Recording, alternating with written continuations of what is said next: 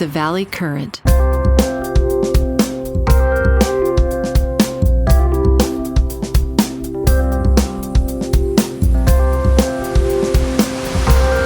Hey, Jack. I mean, I'm very impressed by what you did at the Beverly Hills Bar Association, and also very impressed at the way you've integrated AI tools into your practice. And I thought, Jesus, we should have you on the show because Silicon Valley is so advanced, but I think to some degree you're way more advanced in New York in the way you're using it in what's fundamentally a small practice, right? It is. I mean, we're a total team of 10. And if it wasn't for use of AI, we would be very overworked, because I remember being there 2 years ago and it's just taken so many different loads off. So tell me more about how you got interested, because I don't think your background was in computer science. My background was actually in getting a master's degree in computer science in New York. I grew up in New York. I was born in Queens and grew up in Brooklyn and went to school in Manhattan, and got a master's degree and a bachelor's degree in what back then it was called computer and information science, and it was mainframe computing. I don't think that's your journey, but tell us what your journey was to get to the point where you became a member of the New York Bar and have your own practice in New York City. Well, actually, my undergrad is computer information systems from Stony Brook University. Okay, great. I didn't know that. Mm-hmm. Yeah. Before that, I ran an IT company starting at age 14, probably. By the time I was in college, I was already on my second iteration of the same company. It was called Spider International. Mm-hmm. And we wrote custom software and set up custom hardware for lawyers and doctors at the time. Mostly focused on small practices that were scared of embracing technology. And we tried to drag them kicking and screaming into the idea of using a computer, of connecting to the internet, of maybe, just maybe even considering a website, things like that. So that was a lot of fun back then. And my overall journey started in the Soviet Union, immigrated here in 1989 with a little layover in Italy for almost a year. We got stranded there. Thank you, U.S. immigration system. But it all worked out in the end, one way or another. So yeah, ended up on Long Island in New York, did high school there, did a lot of computer science stuff starting in high school. College was computer science, computer information systems rather, with a minor in applied mathematics.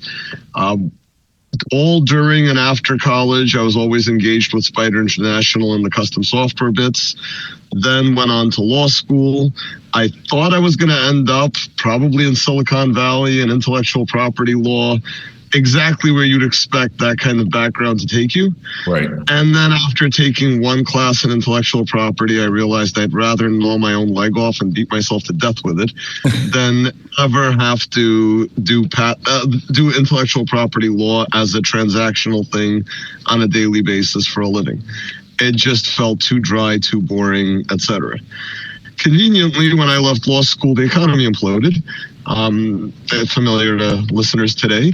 And lawyers were being fired left and right. If you remember, 2006 was not a great time to graduate law school. Right. And so I didn't even consider going and being an associate anywhere.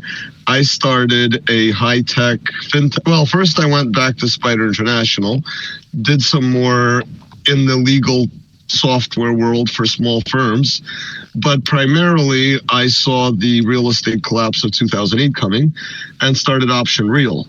That was the nation's, I think, first software-based high-speed loan modification submission platform. Wow. So in the height of the foreclosure crisis, where everybody else was doing all of this by hand, we were able to upload documents, sort them, figure out. I created something called the Murray score, which was named in honor of my high school math teacher, nice. Which was essentially like a credit score. Mm-hmm. But instead of being for, determining future credit worthiness, it calculated your likelihood to get approved for a loan modification based on the HAMP guidelines. Nice. Because as a fellow programmer, the guidelines could be 500 pages and you and I could suffer trying to figure out what applies in any given case. But if you plug them all into a computer and then you drop in the data, well, even back then, we were able to use software very successfully to process lots and lots of files. And that's how I rode through the financial crisis of 2008. Wow. By 2010, lawyers were kind of in demand again. At this point, I had so much experience in loss mitigation from the financial side that it almost seemed obvious to go into real estate law, particularly into foreclosures. And then fast forward, 15 years just about now. And I'm running a firm that does real estate and commercial litigation and complex transactions. We leverage technology for everything you can think of. We've integrated probably every application we could think of to work together as best possible, subject, of course, to all the ethics rules and all of the fun requirements that data not wander too far. Right. But now I teach for the New York State Bar, the American Bar, the Pennsylvania Bar, the Idaho Bar. I can just go on listing states for a while, but Beverly Hills Bar for that matter. And I basically do a traveling show on legal technology. I consult to other law firms on tech implementation and honestly, more than anything, tech training. Right. Because as you may recall from my first Beverly Hills Bar presentation, Microsoft Word is still something that most lawyers struggle with. Right. And that's like a contractor struggling to use his drill. And we really need to get better at the fundamentals. Right. So I try to teach a lot of that. I try to teach on consulting. It's easy enough to say to anybody they need the shiniest new thing that'll cost whatever amount of money, as if that will solve their problems. It's so much more effective to actually teach people to use the tools, whether it's ones they have to buy or often ones they already have, right, to achieve way greater levels of efficiency. So that begins at home, and I train all of my staff on all of the most efficient uses of technology. Everybody's required to be all kinds of device-based. We do not do paper. We do not do local files. We do not do portable storage. All of that went out of the window years ago. We manage everything in our practice management system, and now we use AI to help with just about every daily task. Well, I saw you in real time, and very few lawyers are willing to do this, actually have like 3 or 4 windows, one with ChatGPT, one with Claude, one with something else. And you basically said, we're going to start this thing cooking. And you went into deep research mode on one thing, and then you did another thing. I said, this guy is way ahead of me, and I've been doing this for a while. And I saw the business plans, the original business plans for Anthropic and OpenAI, and thought, man, these guys are going to be off to the races. And they got venture capital very quickly, and they got their support from Microsoft and other big players very quickly. I am invested, but fundamentally, no one really saw the impact. And many, many lawyers still don't understand it. And most of my older partners at my first law firm, Fenwick and West, when I started, it was Davis, Stafford, Kelman, and Fenwick way back. We started Apple Computer way back in the 1970s. We filed the incorporation papers for Steve Jobs and Steve Wozniak. We were thought of as, hey, we're like the most advanced lawyers doing computer law. I eventually left and started Computer Law Group, which is the firm I still operate. But fundamentally, we never imagined this is going to enter the legal field in a major way. We were sort of shy of that. You kind of embraced it based on the history that you've just told me, where you were basically in the tech world before you were in the law world in a real way. And most of us went directly from various, business schools and law schools and combination business schools, law schools, right into practice without running a tech company the way you did it. So you would have been a perfect fit for our group had you come out to Silicon Valley and interviewed with us. I could tell you that. But at the same time, you've actually sort of eaten your own dog food and create the dog food and perfect the dog food, which I think is an amazing thing. So I'm curious, How many tools? Obviously, Microsoft Office and Word and Excel and all those things are supposed to play so well together. And arguably, Microsoft should have done this a long time ago, but they haven't. But how many tools would you say are kind of key to your practice? Do you have your own practice management software, or are you using one of the tools or one of the platforms that are out there? Like, what would you list as your top 10? I'll give you my entire tech stack. It's pretty straightforward, actually. No, at this point, I don't bother with my own practice management system. Mm-hmm. Many months ago, I did. But at some point, I realized that I'm not going to keep up with a company like Clio. Right. They're just going to have too many integrations. And for me to write my own integrations with APIs from everybody, right. I mean, I can run an IT company or I can run a law firm. I really didn't have the time to do both. Right. Could I have really put an effort in? Yes, but realistically, Clio makes a great product for my needs, mm-hmm. and it integrates with everything else I can think of. Right. And whenever I go to ABA's tech show, which I was just at, amazing program, you got to go every year. Right. Whenever I go there and I see new vendors that have some new exciting tool that I might want, the first question I ask, and the answer is usually yes, is do you integrate with Clio? Now, if I did my own practice management system, even if it was amazing, who's going to write integrations for me? Right. So I'm not going to compete with them. Clio is my practice management system. QuickBooks Online is my accounting and bookkeeping system. Mm-hmm. It's also my payroll system. I like to keep everything in one place because, well, keeps it more organized. Mm-hmm. Obviously, Office 365 for Word, Excel, all of its fun stuff, PowerPoint. Mm-hmm. We also use the Google Suite, the Google Workspace Suite. Mm-hmm. We use that primarily for emails and calendars and for Google Voice. Right. And we use the Microsoft Suite for Word, basically for Office and OneDrive. Right. And then beyond that, there's the Adobe Acrobat Suite, another required tool for lawyers. Right. And then beyond that, there's no real software loaded on our machines. Everything else is in the cloud. Well, not that the practice management system is loaded on our machines, but yeah, everything's basically in the cloud. The tools that I use beyond the ones just named, mostly websites, be it research websites or primarily these days AI tools like Claude, ChatGPT. Primarily these days, the ChatGPT Deep Research. I have to say their newest version, extremely impressive. With its help, I can do a motion that used to take 20 hours in about 2 hours. Right. And in reality, of those 2 hours, I'm spending about 60 to 90 minutes just waiting for the output from the deep research. Well, you're thinking about how you're going to make your major point, because most people don't realize is the judge's clerk is kind of looking for the winning point and kind of skims over all the other stuff that they've heard over and over again, like the standards for summary judgment and all that. They don't focus on any of that. They focus on what's the winning point, and that's what you're probably thinking about as you wait for that research to finish.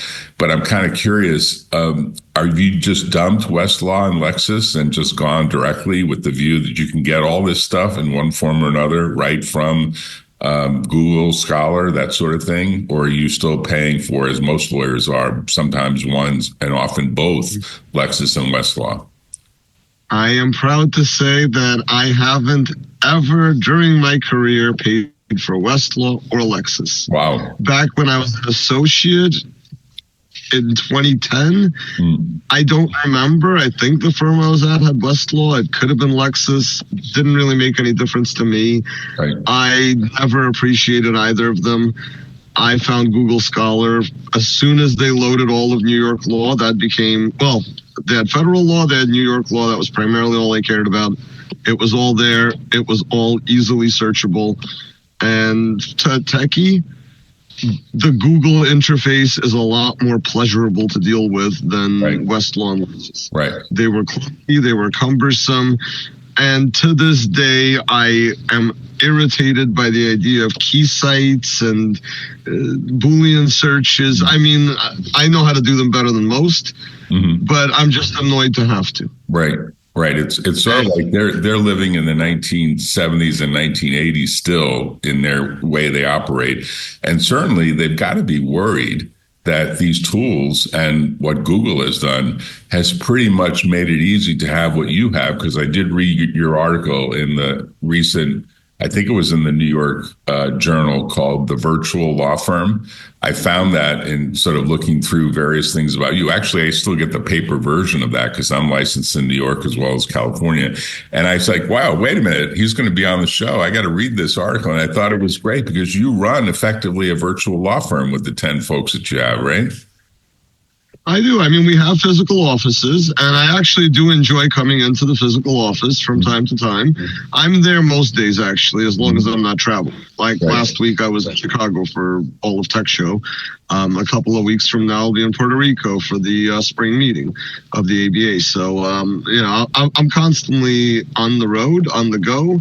So I need my firm to be flexible, and for me to be able to run my firm, manage my cases, deal with my clients and staff from anywhere at any time of day, regardless of what time zone I might be in. Right. And so that's kind of a necessity. I love being in the office whenever I can. I was there today. It was great. I get to see my staff. I get to interact with people. It's a small firm, so really my staff and my friends are kind of the same thing. Because you commute from where you live in Long Island. I mean, my parents always had a place in either Port Jefferson or Miller Place, and obviously I remember going out to visit them while I was in school in Manhattan, and getting on the Long Island Railroad and making my way out, or using a car to get out on what it was at the Long Island Expressway. You make that commute, right, to get into the city, because your offices are right in New York City proper, correct? Well, I actually avoid the Manhattan office as best I can, and so does just about every one of the staff. We also have a Floral Park office. Okay. And the Floral Park office has the advantage of having its own parking lot with assigned parking. Nice. And way more space, and the easy ability to go outside and go for a walk through the village of Floral Park, where they have one of the best pizzerias that you're going to find in your city or vicinities. What's the name? What's the name of the pizzeria? Because I'm always interested when I get to New York City or anywhere around New York, finding out where are people getting the best pizza these days.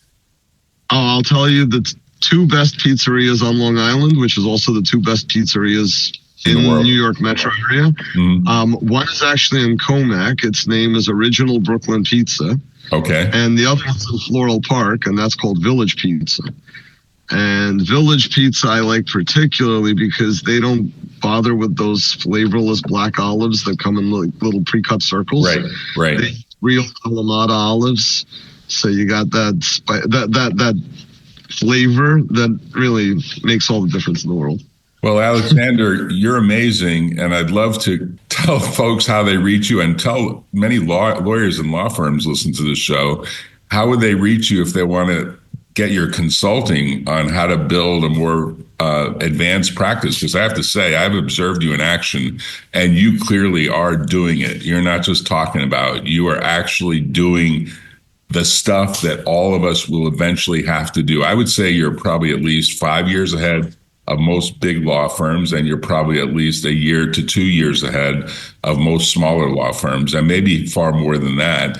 And you represent the future. And I think somebody in the Beverly Hills Bar Association presentation raised their hand and said, so are you just managing all these windows that are sort of like your associates running around doing stuff? And you said, yeah. And then I'm double checking their work. That's my job now. That's what I do. And I thought that was such a correct an honest answer about what you do when you harness what you had, I think, like 7 windows open, like 7 assistants running at the same time. You really do what you said you do. And it's amazing. Easiest way to schedule a call with me and discuss things is to either visit my website, paykinlaw.net. So that's PAYKINLAW.net. On there, you can, if you want to speak to me personally and not just one of the attorneys in the firm, obviously, if you need commercial or real estate litigation, we've got great attorneys. But if you want to speak to me personally about tech, just go into my profile in the attorneys tab for the firm. Right. And then you can schedule a free initial consultation, and we can spend half an hour discussing tech needs, your tech picture, and where it is you're looking to go. Right. Always happy to help other lawyers join us in the 21st century. It's great out here. I'm not suggesting to anybody that by becoming more efficient, you're going to make tons more money, because we are less not. money. Well, we're not an unlimited industry. It's not like if I can do 1,000 foreclosures an hour, there's 1,000 people outside my door that need foreclosures. Right. So it doesn't work like that.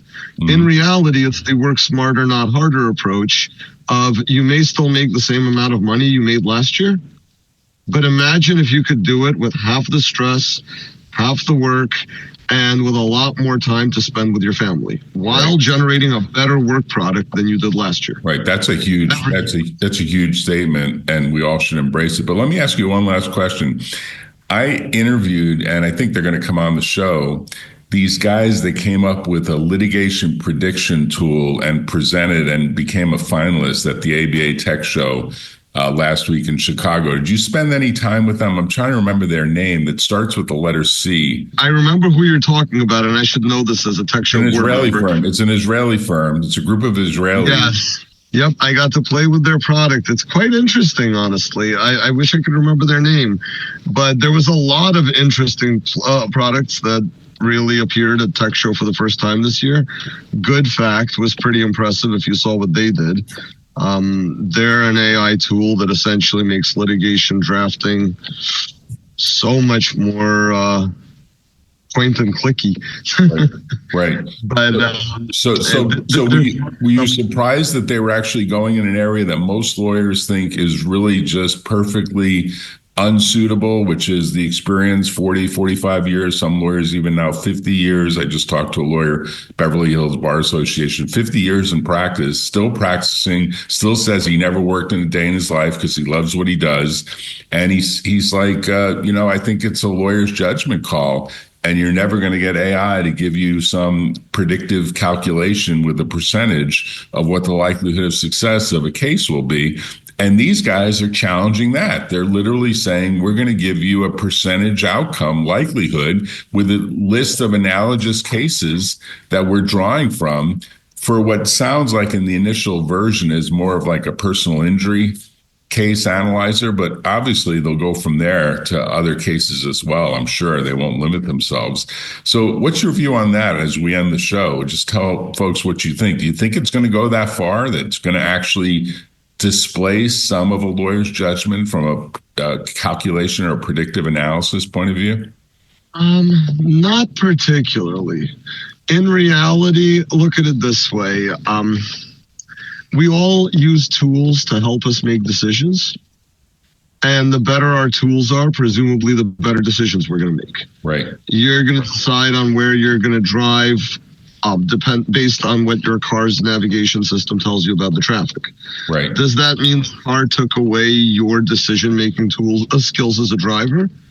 I mean, maybe to some degree you'll start relying on the technology, and if it's good and you see that it's more effective than using your own gut, you will then use it more, and presumably it will work better for you. Mm-hmm. So to the extent the tech is better than the lawyer's own previous judgment and he sees that in action, maybe that lawyer will say, you know what, I can't trust my gut, but this thing's right 98% of the time. Right. At the same time, much like with drafting and AI, while I absolutely love having my drafting AI take care of all of the tedium of preparing a brief, I first review everything myself. I make a decision on what it is I want to argue.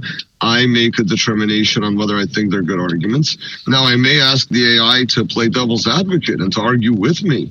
And that way I can refine my arguments and make sure that my argument is as good as it's going to be.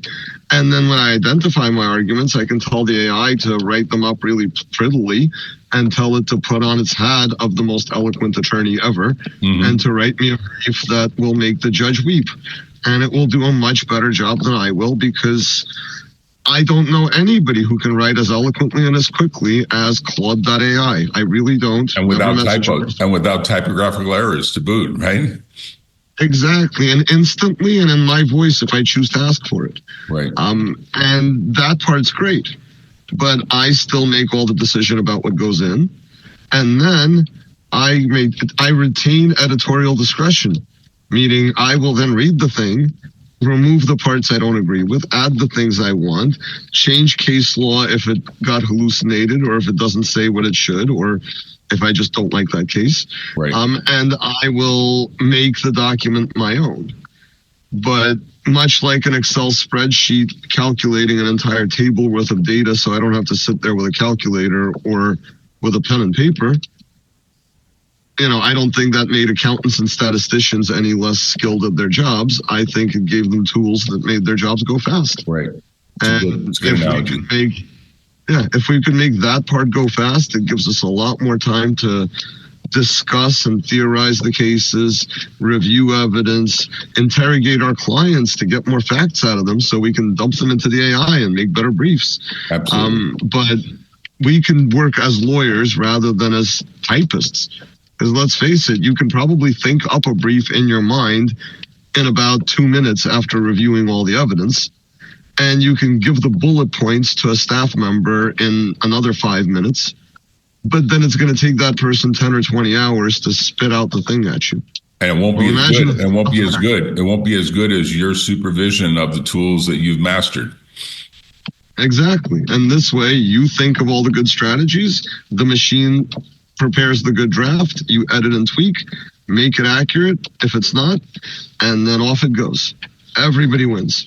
It's a good statement to end on, and I hope to have you back on the show when you start to look at some of these more advanced products and get your input on them, because I do think the world is changing and is changing fast, and you're ahead of the pack. So congratulations to you. I'm very impressed by what you're doing, Alexander Paykin, and you need to be on more lawyers' radar and more law firms' radars, including Big Law, because you are leading the pack on really the 22nd century practice of law, because you're heading there a lot faster than most of us. And I'm even behind you, and I'm quite a bit older than you. So congratulations, sir.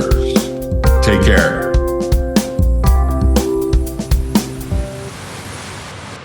Tune in next time on The Valley Current.